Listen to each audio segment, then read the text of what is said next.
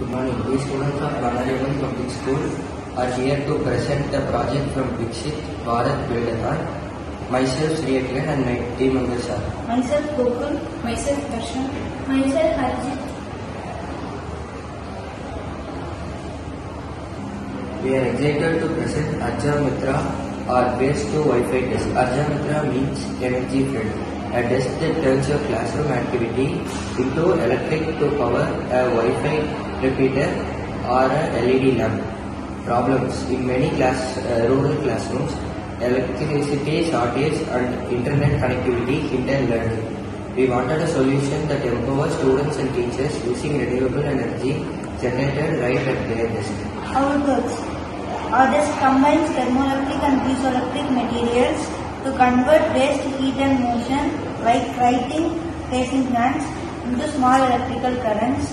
This energy powers a low-range Wi-Fi repeater or a LED lamp.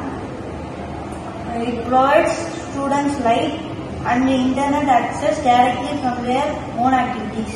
Advantage: Arja Mitra is original and simple, turning everyday student energy into power for learning tools. It supports clean energy missions and digital classrooms, especially in rural schools, enabling better learning opportunities with zero additional electricity cost.